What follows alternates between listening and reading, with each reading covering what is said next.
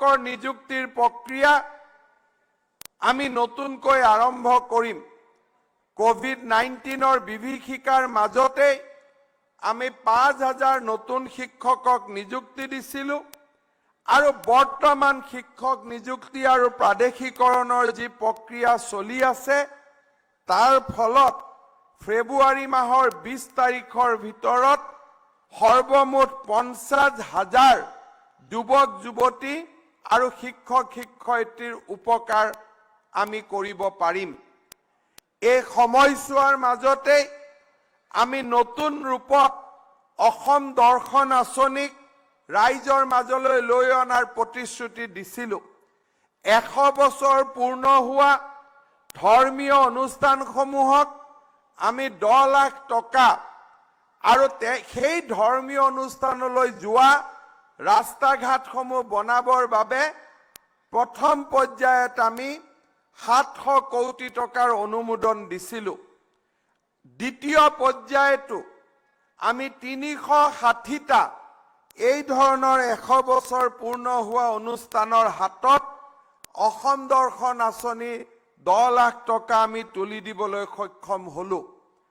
পৰৱৰ্তী পৰ্যায়ত ভাৰতৰ গৃহমন্ত্ৰী অমিত শ্বাহ ডাঙৰীয়াৰ গুৱাহাটী ভ্ৰমণৰ সময়ত আমি 8,000 নামঘৰলৈ অসম দৰ্শন আঁচনিৰ দ্বিতীয় পৰ্যায় হিচাপে 2.5 লাখ টকাকৈ আমি তেওঁলোকৰ হাতত তুলি দিবলৈ আমি সক্ষম হৈছিলোঁ।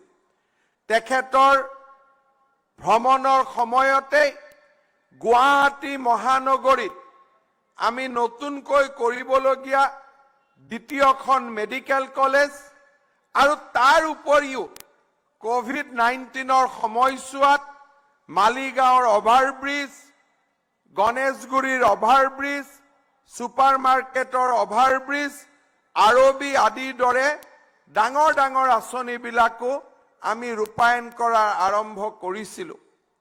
আমাৰ দুটা প্ৰতিশ্ৰুতি ৰৈ গৈছিলে।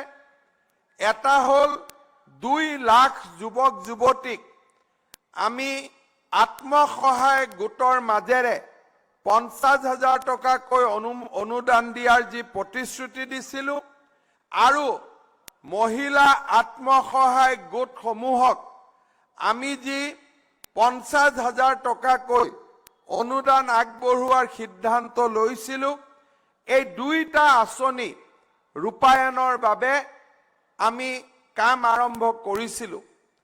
আজিৰ দিনটো আমাৰ বাবে অত্যন্ত আনন্দৰ দিন যে যি দুটা আঁচনি আমি ৰূপায়ণ কৰিবৰ বাবে ৰৈ গৈছিল